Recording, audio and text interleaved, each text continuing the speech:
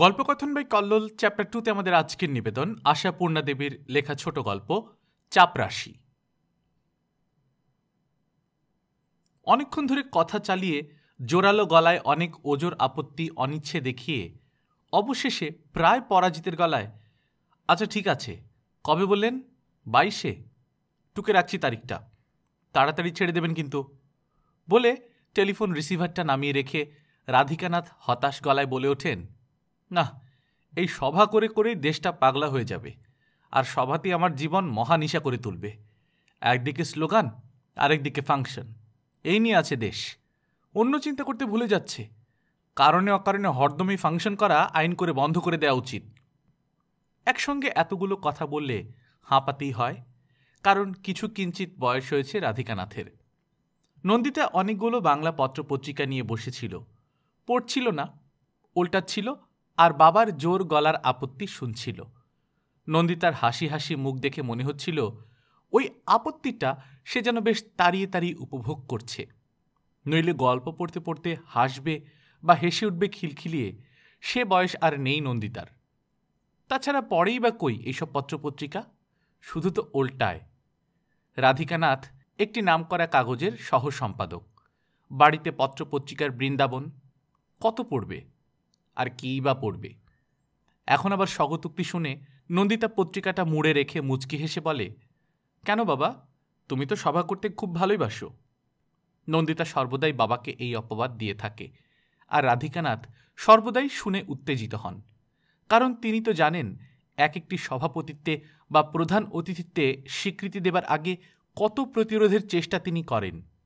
জরুরি কাজ, স্বাস্থ্য ভালো নেই, সময়ের অভাব ইত্যাদি প্রভৃতি বহুবিধ অস্ত্র নিয়েই লড়েন, কিন্তু প্রতিপক্ষের প্রাবল্যের কাছে অবশেষে হার মানতেই হয়। বাঘ শিকারীরা কি কোনো বাধা মানে? আর সভাপতি শিকারীরা কি বাঘমারাদের চেয়ে কম? অতএব পরাজয় মেনে বলতেই হয়, আচ্ছা ঠিক আছে। কিন্তু নন্দিতা যেন ওই ফাংশনকারীদের মতোই একবজ্ঞা, কোনো কথা বুঝতে চায় না, স্বচ্ছন্দে বলে বসে, সভা তো তুমি ভালোই বাসো বাবা। এতে রাধিকানাথ উত্তেজিত হবেন না? হলেন। সেই গলাতেই বলে উঠলেন, ভালোই বাসি? তুই বলিস কি নন্দা, তোর এই ভুল ধারণাটা কি কিছুতেই যাবে না? সভা ভালোবাসি বলে, সভা শুনলেই আমার আতঙ্ক হয়, কেবল সময় নষ্ট, নিজের কাজকর্ম কিছুই হয় না, শরীরেও সয় না সবসময়। তবে যাও কেন? দুষ্টু দুষ্টু হাসে নন্দিতা। অল্প বয়সে মাতৃহীন মেয়ে, বাবার উপর আবদার আধিপত্য দুইই প্রবল। হয়তো এতটা উত্তেজিত হয়ে ওঠার কারণও রাধিকানাথের তাই। মেয়ের কথাকে রাধিকানাথ গুরুত্ব দিয়ে থাকেন। যাও কেন প্রশ্নটিকেও গুরুত্ব দিলেন, বললেন, যাই কেন? যাই কেন তা দেখতে পাস না? এক কথায় যাই? কি অনুরোধ উপরোধের ঠেলা, বাপরে! নন্দিতা হেসে উঠে বলে, সে তো থাকবেই, নিজ নিজ উদ্দেশ্য সিদ্ধির জন্য তো লোকে তেমন অনুরোধই করে থাকে যাতে ঢেকি গেলানো যায়, কিন্তু ঢেকিটা তুমি গিলবে কেন? রাধিকানাথ ক্ষুব্ধ হন, আবার চড়াও হন, বলেন, গিলি কেন? গায়ে মানুষের চামড়া আছে বলেই গিলি, না গিলে পারি না। আমাকে সবাই এত ভালোবাসে, এত শ্রদ্ধা সম্মান করে, আমাকে একটিবারের জন্য নিয়ে যেতে পারলে কৃতার্থ হয়, সেটা দেখব না? তবু তো চেষ্টা করি এড়াতে, তা বলে অভদ্র তো হতে পারি না। না, অভদ্র হওয়া আমার পক্ষে সম্ভব নয়। রাগ রাগ মুখ করে বসে পড়েন রাধিকানাথ। মেয়ের মুখটা কিন্তু হাসি হাসি থাকে। সম্ভব হতো বাবা, নন্দিতা গলা ছেড়ে হেসে ওঠে, যদি তুমি ওই শ্রদ্ধা, সম্মান, ভালোবাসার স্বরূপটা বুঝতে। রাধিকানাথ এবার গম্ভীর হন, গম্ভীর আর ক্ষুব্ধ গলায় বলেন, তোর সেই কথা, তোরা এ যুগের ছেলেমেয়েরা বড় অসভ্য হয়ে গেছিস নন্দা, এত ছোট কথা তোরা ভাবতে পারিস কি করে? নন্দিতাও অতএব গম্ভীর হয়। অবিরত ছোট মানুষ দেখতে দেখতে আর ছোট কথা বুঝে ফেলতে ফেলতে ছোট ভাবনা ভাবতে শিখে গেছি বাবা, জ্ঞানচক্ষুটা বড় তাড়াতাড়ি খুলে গেছে আমাদের। রাধিকানাথ আরও গম্ভীর হন, যেটাকে জ্ঞানচক্ষু বলে ভেবে আত্মপ্রসাদ অনুভব করছিস নন্দা, সেটা আসলে বিকৃত চক্ষু। আমাকে লোকে চায় আমি কবি বলে নয়, একটা কাগজের সাব এডিটর বলে। এই দেখাটাই তোর বিকৃত দৃষ্টির দেখা। নন্দিতা যদি রবীন্দ্র যুগের মেয়ে হতো, নিশ্চয়ই বাপের এই ধিক্কার বাণীতে আহত হতো, অভিমান করত, চুপ করে যেত। তাহলে নন্দিতার চোখ ছলছলিয়া উঠিত, অথবা বড় বড় দুই চোখের কোল বাহিয়া দুই ফোঁটা জল গড়াইয়া পড়িত। কিন্তু নন্দিতা রবীন্দ্র যুগের মেয়ে নয়, যুগোত্তর যুগে জন্মানো মেয়ে। তাই নন্দিতা অপবাদ গায়ে রাখতে রাজি হয় না, জোর গলায় প্রতিবাদ করে। ও কথা বললে মানবই না, নিজের চোখে দেখি না বুঝি, যাই না বুঝি তোমার সভায় টভায়, দেখতে পাই না তোমার কাগজের ক্যামেরাম্যানটি ক্যামেরা বাগিয়ে ধরলেই ফাংশন কর্তারা কেমন গুছিয়ে বাগিয়ে ক্যামেরার ফোকাসের মধ্যে এসে পড়েন। ঠেলাঠেলির চোটে তোমার মুখটাই প্রায় আড়াল হতে বসে। তা যাক, ফটোটা যখন কাগজে বেরোবে ওদের মুখটুকুলো তো, আর বেরোবেই ফটো, অন্তত তোমার কাগজে। তুমি যেখানে চিফ গেস্ট বা প্রেসিডেন্ট, সে সভার বিবরণ তোমাদের রিপোর্টার বেশ বিস্তারিত করেই লিখবে। শুধু এই জন্যই ওরা আমায় ডাকে? রাধিকানাথ উত্তেজিত হন। নন্দিতা কিন্তু নির্বিকার গলায় বলে, আমার তো তাই বিশ্বাস। তোমাদের এই যুগের এই বিশ্বাসীনতার বিশ্বাসগুলো খুব ঠিক নয় নন্দা। আশ্চর্য, তুমিও এই বিকৃত আধুনিকতার শিকার হচ্ছ। তুমি কবি মানুষ, কবিত্ব করে কথা বলতে পারো বাবা, আমি বলবো ইহাই পরম সত্য। রাধিকানাথ আর কি বলতেন কে জানে। আবার টেলিফোন ঝনঝনিয়ে ওঠে। রাধিকানাথ ধরবার আগেই নন্দিতা ধরে ও বলে, হ্যাঁ বাড়িতে আছেন, একটু ব্যস্ত আছেন, বলুন কি বলবেন। ও, আমাকে বললে হবে না? কিন্তু আমি তার মেয়ে, যা বলবার তাকেই একবার চাই। আচ্ছা ডেকে দিচ্ছি, কি নাম বলবো? বিশ্ব বেকার সংস্কৃতি সংস্থা। আচ্ছা ধরুন 1 মিনিট। কষ্টে হাসি চেপে বাবার দিকে রিসিভারটা এগিয়ে দেয় নন্দিতা। বাবা, বিশ্ব বেকার সংস্কৃতি সংস্থা। রাধিকানাথ সেটা হাত দিয়ে চাপা মেজাজে গলায় বলেন, কই ভাগাতে পারলে না? পারতাম যদি তুমি এখানে বসে না থাকতে। নন্দিতা হাসতে থাকে এবং উৎকর্ণ থাকে বাবার কথার ধাঁচের দিকে। খুব উৎকর্ণের কারণ অবশ্য নেই। রাধিকানাথ বেশ চড়া চড়া গলাতেই বলে চলেছেন, না না মাফ করবেন, সময় একেবারে নেই। কি করব বলুন? উপায় কি? কি আশ্চর্য, রাধিকানাথ বন্দ্যোপাধ্যায় ছাড়া আর কবি নেই বাংলাদেশে? ঠিক আছে, না থাকতে পারে, কিন্তু উপায় কি? ওই দিন আমার অন্য কাজ রয়েছে। নন্দিতার কর্ণগোচরের উদ্দেশ্যেই বোধহয় ঝাঁঝটা বেশি। তাছাড়া বাস্তবিকই কাজ রয়েছে রাধিকানাথের, তাই বারবার বলেন, সময় নেই, মাফ করবেন, একদিনে 2টো সভা করি না আমি। কিন্তু করি না বললেই যদি ছাড়ান পাওয়া যেত। রাধিকানাথের সময় নেই, কিন্তু তাদের তো অগাধ অনন্ত সময়। রাধিকানাথের কাজ আছে, কিন্তু তারা যে বেকার। তাছাড়া তারা সংস্কৃতির ধারক বাহক, তাদের কবির ওপর একটা দাবি নেই। অতএব শেষ পর্যন্ত বলতে হয় রাধিকানাথকে, আচ্ছা ঠিক আছে। রিসিভারটা নামিয়ে রেখে রাধিকানাথ মেয়ের দিকে একটি প্রাঞ্জল দৃষ্টি হানেন, যার অর্থ হচ্ছে, দেখলে? নন্দিতা তো দেখেইছে। তাই নন্দিতা মৃদু হেসে বলে, ছাড়বে না জানতাম, সংস্কৃতির ধারক তো। অন্যের অনিচ্ছের বন্ধ দরজায় তুরপুন তালিয়ে ছ্যাঁদা করে ঢুকে পড়াই তাদের কাজ। কি বললি? কিছু না, কিন্তু বাবা এবার তোমাকে চান করতে যেতে হবে। আবার হয়তো কেউ এসে পড়বে, হয়তো ফোন। রাধিকানাথ ঘড়ির দিকে তাকিয়ে তাড়াতাড়ি উঠে পড়েন। রাধিকানাথ চান করতে যান, কিন্তু মনের মধ্যে অবিরত পাক দিতে থাকে মেয়ের ব্যঙ্গোক্তি। কানের পর্দায় যেন ধাক্কা মারছে এখনো। যদি শ্রদ্ধা সম্মান ভালোবাসার স্বরূপ বুঝতে। রাধিকানাথের মেয়ে ওইসব অদৃশ্য পক্ষদের শ্রদ্ধা সম্মান ভালোবাসার স্বরূপ বোঝাতে বসেছে তার বাবাকে। টের পাচ্ছে না, তা থেকে রাধিকানাথ তার মেয়ের শ্রদ্ধা সম্মান ভালোবাসার স্বরূপটাই বুঝে ফেলছেন। এই কথা মুখের উপর বলছে নন্দিতা। রাধিকানাথ একটা কাগজের সাব এডিটর বলেই তাকে নিয়ে এত টানাটানি। রাধিকানাথের এই দীর্ঘ জীবনব্যাপী কাব্য সাধনাটা কিছু নয়। বোঝা যাচ্ছে অন্তত রাধিকানাথের মেয়ের কাছে কিছুই নয়। তা নইলে সেটা নন্দিতার সন্দেহের গণ্ডি অতিক্রম করে স্থির বিশ্বাসের ভূমিতে দাঁড়াত না। আমার তো তাই বিশ্বাস। রাধিকানাথ শাওয়ারের নিচে মাথাটা পেতে দাঁড়িয়েই রইলেন অন্য মানুষের মতো, যেন বাইরের জলে ভিতরের দাহ প্রশমিত হবে। আশ্চর্য, বাপ সম্পর্কে এমন অশ্রদ্ধেয় মন্তব্য করতে বাধল না নন্দিতার। জ্ঞানচক্ষুর বড়াই তো, সেই জ্ঞানচক্ষুতে ধরা পড়ল না দেশের লোকের কবি রাধিকানাথের জন্য মাথা ব্যথা নেই। মাথা ব্যথা দৈনিক মহৎ ভারতের সহসম্পাদক রাধিকানাথের জন্য এই পরম সত্যের বাণীটি রাধিকানাথের মুখের উপর ছুঁড়ে মারাটা কি পরিমাণ নির্মম নির্লজ্জতা! সন্তানের হাত থেকে আসা আঘাত এত যন্ত্রণাদায়ক। রাধিকানাথ কি তবে যাচাই করে দেখবেন নিজের মূল্যের পরিমাণ? অথচ রাধিকানাথের জ্ঞানচক্ষু সম্পন্না মেয়ে একচক্ষু হরিণের মতো একটা দিকই দেখছিল। স্বপ্নেও ভাবেনি তার ওই স্থির বিশ্বাসের পাথরের চাঁইটা সেই সব মতলববাজ অদৃশ্য পক্ষদের ওপর না পড়ে তার সরল বিশ্বাসী এবং মানুষের ভালোবাসার প্রতি আস্থাশীল বাবার উপর গিয়েই পড়েছে। তখন বাবার মুখটাও ভালো করে লক্ষ্য করেনি নন্দিতা। তাকে ঘর থেকে ভাগাবার চেষ্টাই করেছে। কারণ হঠাৎ কেউ এসে পড়ার আশঙ্কা নয়, নিশ্চয়ই একজন এসে পড়ার আশা ছিল। বুকের মধ্যে ঢিপঢিপ করছিল আশাটা। রাধিকানাথকে চান করতে পাঠিয়ে নিশ্চিন্ত হল, ঘড়ির দিকে তাকালো। তারপর সে ঘরে ঢুকল। সে এসেই ধপ করে বসে পড়ে বলল, সারা সকাল এত কার সঙ্গে টেলিফোনে আড্ডা মারো? যখনই রিং করি এঙ্গেজ সাউন্ড। নন্দিতা ভ্রুভঙ্গি করে, আহা, আমি যেন সকাল থেকে টেলিফোন নিয়ে বসে আছি।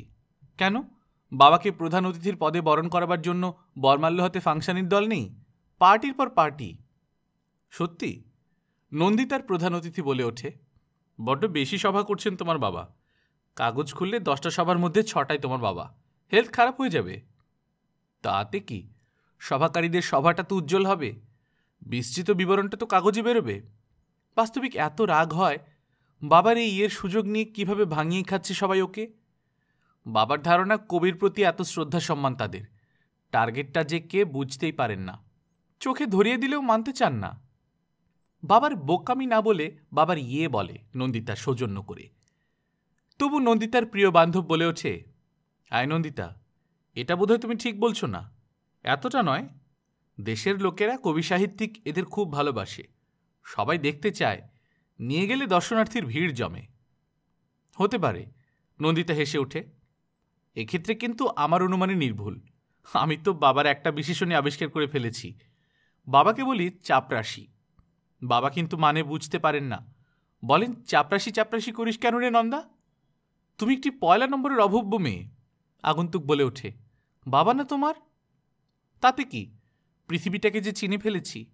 সত্যি ওই চাপরাশটা খুলে পড়ুক, দেখবে এইসব শ্রদ্ধা সম্মান কবিপ্রেম স্রেফ বাতাসে মিলিয়ে গেছে। পাড়ার ছেলেরা পর্যন্ত ওকে ভুলে গিয়ে মেয়র আর মন্ত্রী খুঁজে বেড়াচ্ছে। বাহ, চমৎকার। পাড়ার ছেলেদের ওপর তো দেখছি অসীম শ্রদ্ধা তোমার। নিজের ভবিষ্যৎ খুব অনুকূল মনে হচ্ছে না। প্রতিকূলতার সঙ্গে লড়াই করে জয়লাভই বীরপুরুষের কাজ। বীরপুরুষ শব্দটা তো ঐতিহাসিক। ইতিহাসের পাতা থেকে নামিয়ে আনার চেষ্টা করো। জানো না বীরভোগ্যা বসুন্ধরা? ওটা বোকা বোঝানোর ছল। আসলে বসুন্ধরার চতুর্ভোগ্যা। কিন্তু বাজে তর্ক থাক, আমাদের ব্যাপারটার কি ভাবছো তাই বলো। সব ভাবনা আমি ভাবব? বেশ, আমি ভাবছি। এই দণ্ডে গিয়ে বলছি তোমার বাবাকে। থাক থাক, অত বাহাদুরিতে কাজ নেই। বলবে ধীরে সুস্থে। সেবারে তোমাদের সরস্বতী পুজোর প্যান্ডেলের কেলেঙ্কারিতে বাবা তোমার উপর হাড়ে চটে আছেন। কিন্তু আমি বেচারা সবচেয়ে নির্দোষ ছিলাম। সে কথা কে বোঝাবে? কিন্তু যাক, আমার শর্তটা মনে আছে তো? জীবনে কখনো সাংস্কৃতিক অনুষ্ঠান করা চলবে না। ঠিক আছে। বেহায়া ছেলেটা একটি ব্যঞ্জনময় হাসি হেসে বলে, কথা দিচ্ছি কেবল অসংস্কৃতির অনুষ্ঠানই চালিয়ে যাব। নন্দিতা চাপা রাগের গলায় বলে, এই দণ্ডে বিদায় হও, অভব্য কোথাকার। যেতাম না, শোধ তুলে যেতাম এই অপমানের। কিন্তু তোমার বাবা আসছেন। বাবা? এই সমীর, লক্ষ্মীটি শিগগির প্লিজ। আমি বলবো, মুড বুঝে বলবো। বাবার মুড লক্ষ্য করছিল নন্দিতা, কথাটা কিভাবে পারবে। কিন্তু মুড আর পায় না। হঠাৎ ঝপ করে বলে ফেললে হয়তো বলা হয়েই যেত, যেমন ঝপ করে বলে ফেললেন রাধিকানাথ, বুঝলি নন্দা, মহৎ ভারতের অফিসের দরজায় সেলাম ঠুকে চলে এলাম। মহৎ ভারতের অফিসের দরজায় সেলাম ঠুকে চলে এলাম, এ আবার কেমন তোর ভাষা? নন্দা অবাক হয়ে তাকায়। রাধিকানাথ যেন ক্যানভাসারের যান্ত্রিক গলায় গড়গড়িয়ে বলে ফেলেন, বললাম এই রইল তোমাদের সাব এডিটারি। এত ইয়ে হয়ে কখনো থাকা যায়? একটা কথা থাকে না, কোনো পরামর্শ কেউ গায়ে মাখে না, অথচ খেটে মরো ডাবল। না, পোষালো না আর, ছেড়ে দিয়ে চলে এলাম। ছেড়ে দিলে? কাজ ছেড়ে দিলে? নন্দিতা অবাক হয়ে কুল পায় না, কিন্তু রাধিকানাথ আত্মস্থ। দিলাম? অপমান সয়ে টিকে থাকতে পারে মানুষ? নন্দিতা আরও অবাক হয়। বাবার ওই কাগজের অফিসে কোনোদিন তো কোনো মতবিরোধ ঘটতে শোনেনি বাবার। হঠাৎ এমন কি ঘটনা ঘটতে পারে, অথচ এই মুহূর্তে জিজ্ঞেসও করা যায় না? বোঝা গেল না। সমীরও সেই কথাই বলে, বোঝা যাচ্ছে না, মাঝখান থেকে আমাদের ব্যাপারটাই গুবলেট হয়ে গেল। আহা, গুবলেট আবার কি? বাবা মহৎ ভারতের কাজ ছেড়ে দিয়েছেন বলে কি আমরা বিয়ে করব না? করতে দেরি হবে ওর এই মন মেজাজ খারাপের সময়। যাক, তুমি আবার মন মেজাজটা যাচ্ছে তাই করে বসো না, বাবাকে নিয়েই ভাবনা। ভয় নেই, তোমার বাবা ফাংশন টাংশনের দিবি ভুলে থাকবেন। অন্য অসুবিধা আর কি, বাড়ি ভাড়ার আয়টা তো রয়েছে। নন্দিতা কি বলতে গিয়ে হঠাৎ থেমে যায়, তাকিয়ে থাকে ঘাড় ফিরিয়ে। কি হলো, কি বলছিলে? বলছি ফাংশনে কি আর কেউ ডাকবে বাবাকে? সমীর বলে ওঠে, বাজে কথা বলো না তো, আর তোমার এই সন্দেহের কথাটি যেন এক্ষুনি বাবাকে গিয়ে বলো না। হয়েছে, মারছে মাসির দরদ। যাক, কিছুদিন গা টাকা দিয়ে থাকো, যখন তখন এসো না। বাবা তো বাড়ি থেকে বেরোচ্ছেনই না, তোমায় দেখলে হয়তো। কথাটা নন্দিতার সত্যি, বাড়ি থেকে বেরোচ্ছেন না রাধিকানাথ। বলছেন, নিজের কাজ করবার তো সময় পাইনি কখনো ভালো করে, এবার একটু নিজের দিকে তাকাই। তাকাচ্ছেন তাই রাধিকানাথ, নিজের দিকে তাকাচ্ছেন। সারাক্ষণ কবিতার খাতা নিয়ে বসে আছেন। অসুবিধেও নেই, ব্যাঘাত আসছে না কোনোখান থেকে। যেন প্রতিমা বিসর্জনের শেষে পূজা মণ্ডপ। ঢাক ঢোল ঘণ্টা কাসরের জগঝম্প থেমে গেছে।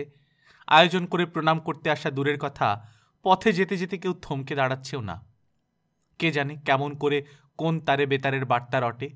মোট কথা রটেছে, টের পাওয়া যাচ্ছে সেটা। টেলিফোন রিসিভারের গায়ে ধুলো জমে।